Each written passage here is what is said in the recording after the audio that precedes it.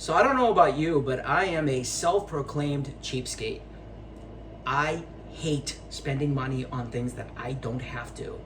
So when I go to the pet store and I see that they are charging 20, 30, 40 bucks for rocks and sticks and bags of leaves, I say to myself, you gotta be kidding me.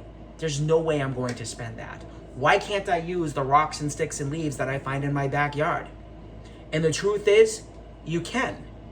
All you have to do is sanitize them, or better yet, sterilize them. You want to make sure that there are no parasites or bugs or bacteria that's on there that could possibly harm your reptile.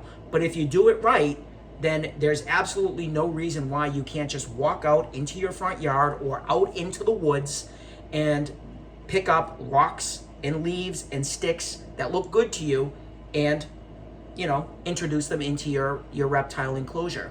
So how do you do that? How do you sanitize or sterilize your rocks and sticks and leaves?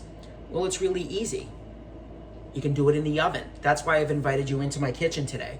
What I've got in here are some things that I just pulled out of my backyard that if I had bought them at the pet store, probably would have cost me $100. Let me show you. As a matter of fact, here, I'll even do this so you can take a closer look. Yep, that's all there are, just some rocks and some sticks that I pulled out of my backyard that fell out of trees that I own, and I put them in the oven. So I started them in a cold oven, set the oven to 250 degrees. Once it hit temperature, I set a timer for 2 hours. Once the 2 hours was up, I killed the heat. Now I'm going to wait for them to cool completely before I take them out. But once I do that, they're ready to go. It is important that you start them and end them in a cold oven, though, and that's especially important for your rocks, because if you don't, then you could possibly shock them and they could possibly explode on you. I've never seen it happen, but better safe than sorry. Another thing that I would say about this is that even though combustion is very, very highly unlikely, I wouldn't go too far while I was doing this. You can watch some TV in the living room if you want, but I wouldn't go shopping while this was happening.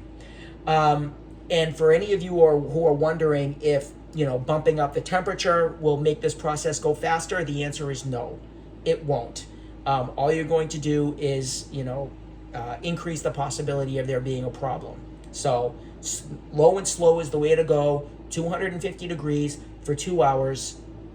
Once they're completely cool, you can go ahead and use them.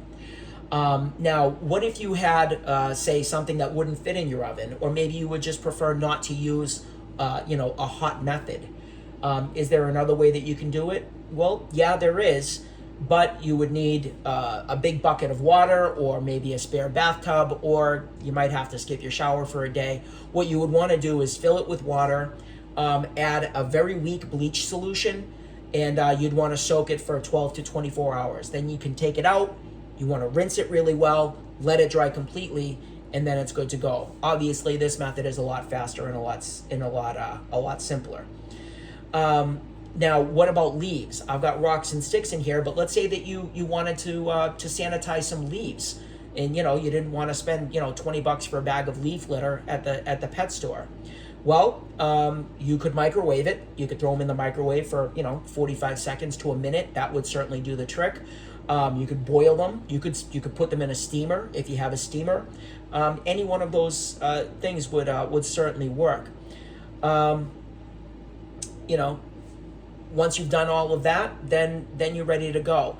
There's actually a lot of things that it kind of boggles my mind that they charge you for at the pet store. Don't even get me started on cricket supplies. Don't ever buy those little cricket keepers or the cricket food or the gel cube. Oh my goodness, you are just absolutely throwing your money away. I'll have to make another video on how to keep crickets. But anyway, this is about rocks and sticks and decor for your reptile cage.